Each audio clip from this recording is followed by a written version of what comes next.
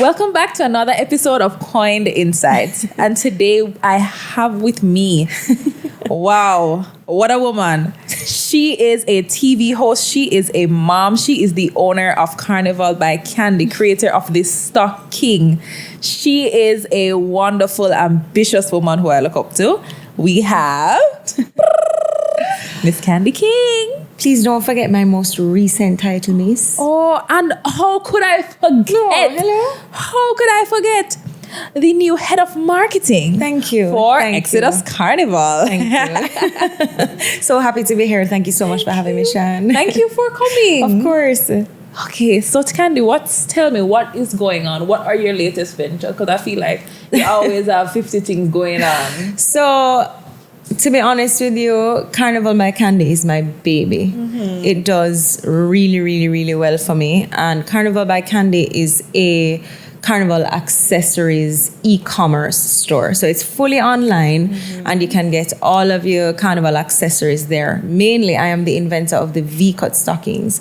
So I have also put, for lack of a better term, it's not really a patent, but I use patent loosely because that's what people are like familiar with. Mm-hmm. But technically, it's a design protection. It would be a patent if I invented stockings, but I didn't invent stockings. Mm-hmm. I put a design on the stockings. So it's called a design protection. Right. It's called a design protection, which I did it in Jamaica, I did it in Trinidad, and then I went to Switzerland and applied to the World Intellectual Property Office and got it there. So it's in several jurisdictions across Europe and America. So I have the protection for those. So that's my bread and butter. And the stockings do exceptionally well, and I continue to feed that engine all the time. So the MO at Carnival by Kandi is really to come up with new products all the time in the Carnival space and hopefully beyond one day. So I'm doing that. I was recently appointed the head of marketing for Exodus, and let me just assure you that there is no one entity in the Carnival space that's thinking about Carnival in the way that Exodus is, and I'm so proud to have joined this team. Honestly, I would have had it no other way. And then to top things off now, I recently completed shooting a TV project in Trinidad, which is Carnival related, but it will be aired regionally. I'm thinking early next year. Well, so I've been told early next year, but you know how these things when I'm kind of push back, so don't hold me to it. But we're hoping it will be shown in Trinidad and Jamaica and also other places in the Caribbean early next year. Wow. So that's Carnival Catwalk, and that's basically what I'm working on right now. Wow. You said something a while ago. Outside of being a mother. Hey, Chorus. Of course, the superstar Chorus, who we all really follow, Kandi. So my question was, you said you went to Switzerland, so... No, I never went. I applied. It's online. Everything is online. Okay, so tell us about that, actually, because that's so important. Honestly, when I thought of the idea, immediately I was like, somebody's going to come along with more money, more resources, more relationships than me, and just put this everywhere, all over the world for everybody to buy it. And because I know I wasn't in a position to really do that, I got advice from a lawyer who says, hey, have you heard of this, whatever it is, the Hague Agreement or something, which all these countries basically sign on to this agreement to say that if somebody applies and it is approved, then you get protected in all of the countries that have signed on to this agreement. So you don't have to keep applying for the design protection in every single country, because that's how it works. You have to literally go to Trinidad, go to Jamaica, go to everywhere to get the protection. And I was prepared, We did ready, Come and say, we are protected by a thing, and I knew it seemed silly, but it was such a good idea, and I knew it at the time. So I made sure that when I applied to Jamaica, and honestly, if you have any intellectual property that you need to protect, it's so easy. Jaipur makes it so easy. They're actually very helpful. If you walk in and just say, hey, I have this thing and I want to protect it in whatever way, then we'll give you all of the information. It's not expensive to do either. It's not expensive to do. So I went ahead and did it for Jamaica, and I knew immediately I had to go to Trinidad and also get it. Now, to be honest with you, people have been copying it. And it's the reality. All the great brands out there, I like to tell myself, have copiers. Nike, the Apple, that's very true. Adidas, everybody has copiers. And it's really hard to fight China. People tell me that all the time. Because it's China, them go on. Once you're paying, China is making it, They don't really, they don't discriminate. So I just pick my battles wisely. If I see that somebody's taking it too far, then I'm like, all right, I'm sending you a cease and desist. But for the most part, I just focus on making sure that my brand is the best.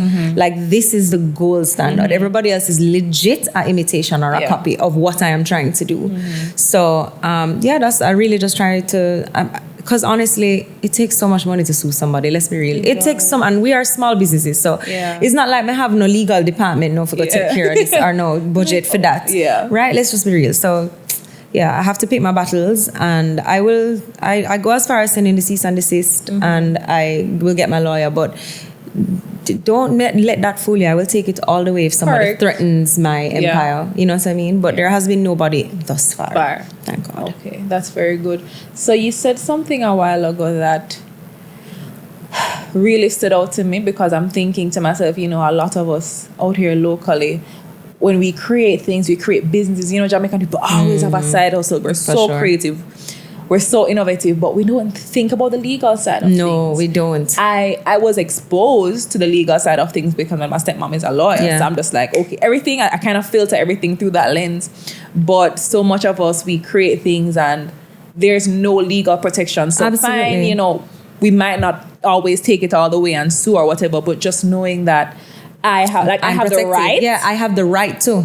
Yeah, that's exactly it. Like, we don't really take that part of it seriously because we don't think there's ever a threat until there is. Right? And when I first started, there were a couple people, like a little girl here in Trinidad, a girl up at UA, wherever they got their stock and they started selling. And I always approach amicably first. I just believe that people don't know.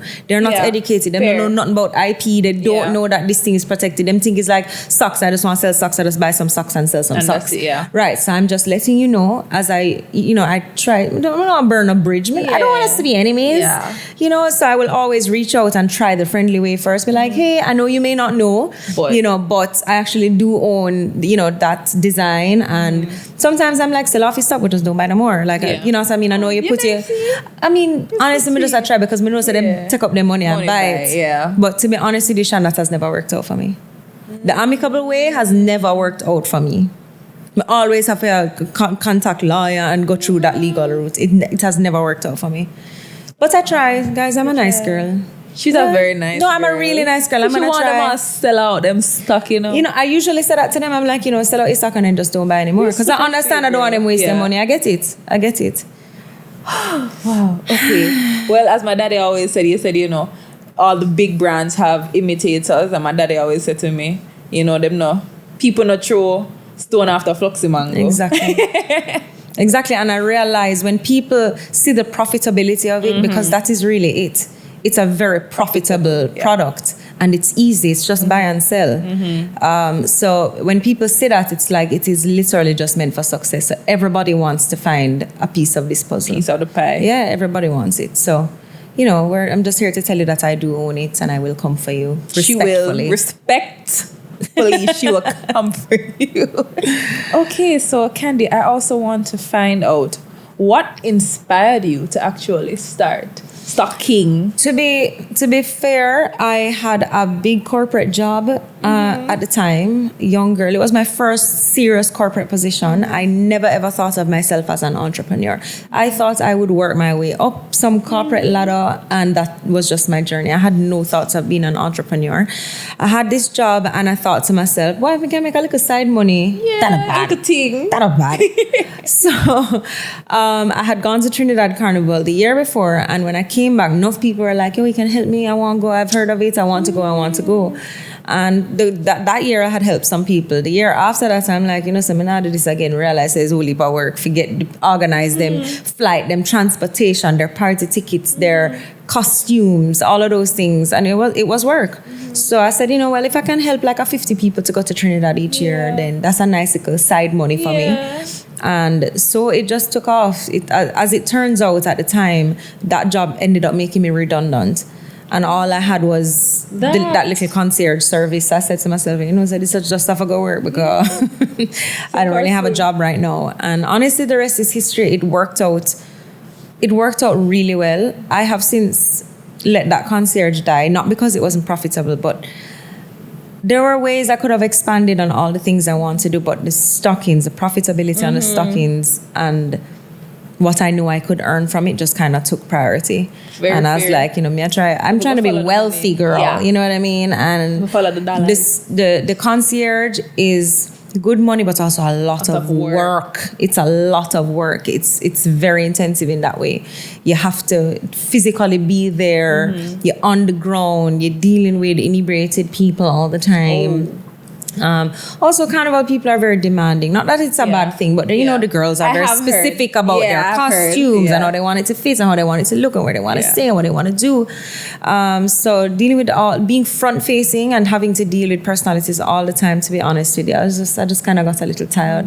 And the stockings, like I said, was much easier, way less stress and way more money. So I was like, this is just what feels right to me right now. So I let it die. But I had since resurrected the name Carnival by Kandi, because Carnival by Kandi was my initial segue into the field. And when I let the concierge die, I also let the name die because I was running with Stockings by Kandi at the time.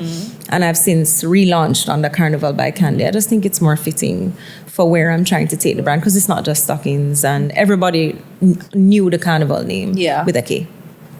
Stocking, guys. Yes. I was telling Kandi that I just realized today that it was a play on your It was a play on my last name. People don't realize that at all. That Stocking is actually a play on my last name. I have to say, I have to give credit where it's due. I did not come up with that. Somebody who worked with me at the time came up with it. Big up Kern. Kern came up with it, and he literally just wrote it to me in a WhatsApp one day, and I was like, brilliant. Why didn't I think of this? I was like, that's it. I think people sometimes underestimate the importance of community and your network when it comes to being an entrepreneur, because I know for sure if it wasn't for our community, I don't think we would have gotten as far as we've gone. No, absolutely. The village, I mean, that is even more true for me in motherhood. Yeah. Like, I'm so grateful that like my parents are still alive and all my friends have kids now, because that village, listen, them having walked the path before me, girl, to have somebody you can just be like, what is going on? Why is this child crying? I don't know what, like, because we've never done it before. I don't know what to do with a baby when the baby first got here. I don't know why she's crying. I don't know why she's squirming or twisting to the left or eye twitching. I don't know. So having that village and the people who paved the way before us and being able to lean on that village has just been like chef's kiss. I can't even explain. I wouldn't want to figure this out by myself. I wouldn't want to. I think that helps me to reflect on, just as children, we kind of just view our parents as having it all figured out. And then when we realize that they... How are we the new adults, girl? Make mistakes, we're just like, we don't give them as much grace. It literally wasn't until I really started to be an adult. I was like, whoa. I was like, mommy, daddy. It wasn't until I had a child that I was like, all right, you guys are okay, cool. You guys are bad. You were doing the best you could with what absolutely you had. Because it's our first time on this earth. What is their first time being parents? So when you said that a while ago, I was like, it's their first time. They've never done that before. So guys, give your parents some grace. Honestly, they're doing their best. And even if you have siblings, it's their first time parenting you. Yes, because siblings don't necessarily grow up with the same set of parents. Exactly, they don't. I know. I should know. Because me and my siblings, we have different parents. Have different parents, yeah, man. I know what you mean. Completely. I know what you mean.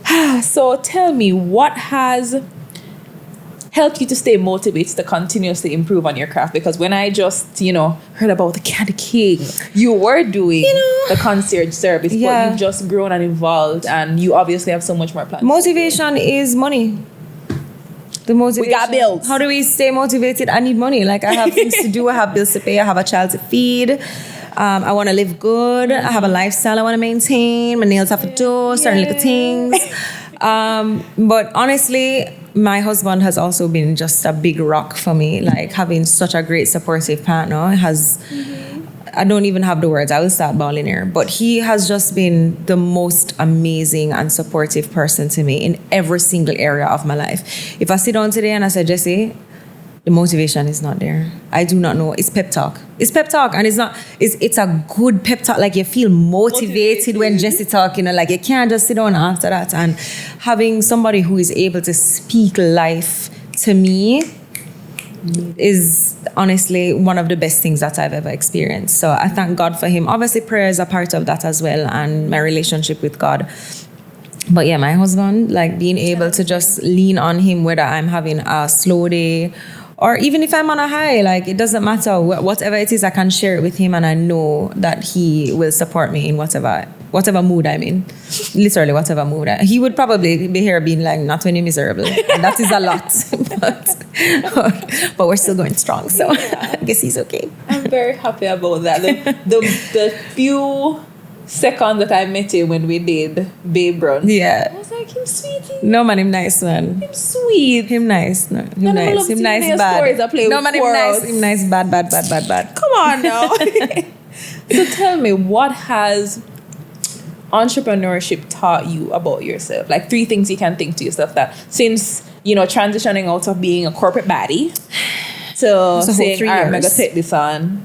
What are the top 3 things you would say you really learned about yourself? 1, don't burn a bridge. That's like my number 1 thing. When everything was going so well, I was involved with a band here in Jamaica previously, before this Exodus era, and everything was going well. I had just launched Stockings, like life was good. I felt like I was on top of the world. I loved the trajectory that I felt like my career was on, and then the pandemic happened.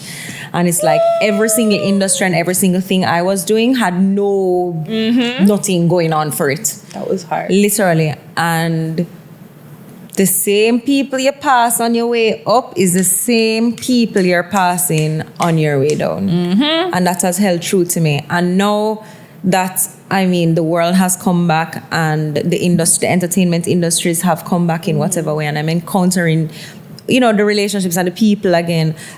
Honestly, I'm just so glad that I wasn't to anybody, or I was never. I'm just not. I'm a nice girl. Let's just be honest. Yes, and it's one of those things where I see it happen to people all the time. Even people that I worked with, like, you were never a nice person, and that is why you're in the position that you're in now. You know what I mean? So, and I was nice to this girl, and now she is the CEO of and now I have a relationship with her because when she was just an intern, me and she did live good. Yeah. You know what I mean? And like I said, it's the same people. So one of the biggest things for me is just not to burn any bridges.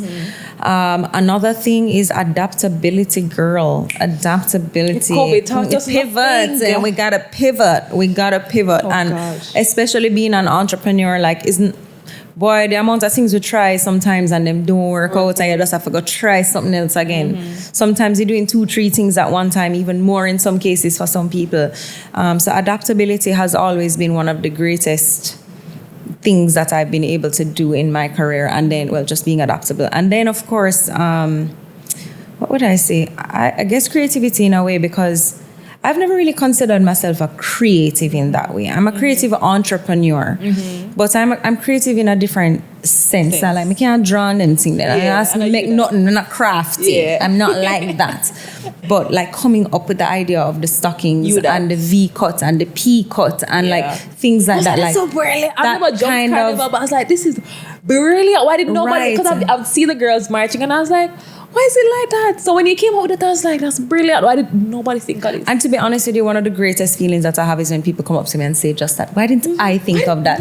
Because it's like right there. Yeah. And I love that it was me. Like I just, I did that. Thank you. But that kind of innovation is one of the things, like that's a pinnacle of my entrepreneurial journey. Like being able to be creative and innovative in that way has helped me to pivot, to keep being adaptable, to come up with new products, to come up with new things, and to also have different career paths. So yeah, big up my non-creative, creative self. What would you say, I'm happy that you said that, what would you say to somebody, because you have just transitioned into all these different things, you've pivoted, you're adaptable. It's sometimes when, we try something and it doesn't work out, it can just be very discouraging, and we can feel like, maybe this isn't the path for me. What would you say to I wouldn't even say a young person, but even people who are way into their 50s feel honestly, like this, what advice would you give to them, or encouragement would you give to them, because they're just feeling like, okay, I want to do so many things, but you were kind of just preconditioned to be like, oh, I pick this thing to do in high school, I go to study it, and I do that for the rest of my life. One of the things that I keep telling my daughter is that you can be anything you want to be. There's absolutely nothing stopping us. I mean, one of the things that I also thank God for is that we born on this side of the world, right? There's a lot of other places where women don't have the rights and they can't get education. We're born right here. We're able to get all of these things. We have all of these resources and we need to figure out a way to use them to our benefit. So we can do and we can be anything we want. Honestly, I've been in that position so many times where I feel knocked down or an idea didn't work out or something didn't work out or I became redundant, got fired, whatever positions you're in. And what else you're going to do but pick yourself up? Like, I cannot just stay there. I cannot, and more so even now having a child, I cannot stay down. I can't stay down. I don't want her to see me staying down. And even if I cry, even if I everything, even when she cry, I tell her all the time, it's okay to cry, but then stop crying. Like, no, it's okay to cry, but then stop and move on. Like, okay, cry, get it out, do whatever you need to do, process in whatever way, and then move on. Move on. You can't stay down. There's just no way we can stay down. Life is still going on while you're down there, guys. So I just can't do it. So I have to pick myself up, and you too just have to pick yourself back up and what Aliyah say? Dust yourself off and try again. So honestly, it sounds a little cliche, but it's the realest advice. Like, you just have to keep on keeping on. What would you say, as we come to a close, what would you say is the best piece of advice you've ever gotten? Pay yourself a salary.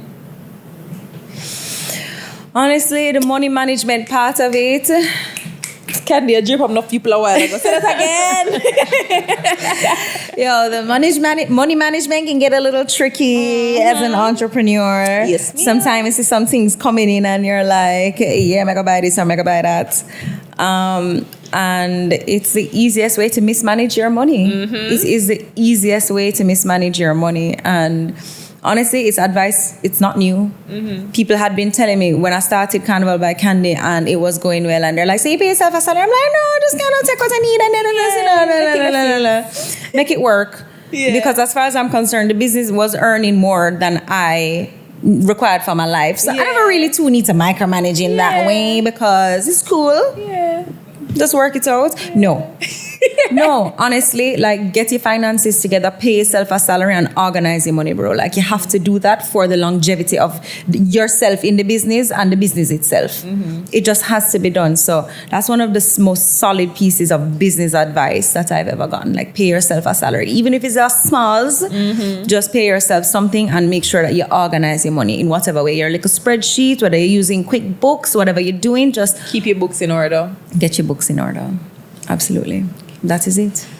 Kandi, thank you so much. Thank you for having me. Coming. It's really I feel like I did boring. No, girl. That's all good. No lie. Girl, wait till you see this. No lie. This definitely. Nobody never chuckled or nothing. That wasn't that funny. What? No, man, you jerk them up. You jerk up the studio audience. Give yourself a salary. What do you Because it's like we know, but we still don't do it. Like we know. Yeah. And there are times where I'm like, I want to take more than my salary. Yeah. Like my salary. Because I was being the, when I made the salary thing, I was, being conservative. But work harder this month. Forget all the business made more. I can take more. It's fine. Exactly. It's fine. No, stick to the salary. Stick to the salary. And just stick to your plan in general. So, yeah. Wow. Thank you so much. Thank you guys for having me. I love everything that you're doing. I think this is, one of the things about you that I love is that, like, just a woman in business and that you are just forging your own path ahead. You don't need nothing and nobody. You just say, look, I'm going to do this in my house, in my set up a little studio, girl, it look good. Look on the backdrop. Y'all don't even know where we are. Sorry, y'all don't even know where we are. No, honestly, but this is it. I love this. And it's a great story. I love the journey. I love you guys. So thank you for having me. And I really respect the movement. Thank you, guys. Yeah. You can follow Kandi on Instagram. You probably already do. Yes, I'm at King Kandi or at Carnival by Kandi. And of course, follow Exodus Carnival because the upcoming season is upon us. We're going to be launching soon. Again, can't say too much about it yet, but it's going to be a very exciting Carnival season 2024, 2025 year. So yeah, we're looking forward to it. All right, guys, have a great day or whatever time you're watching this. Bye.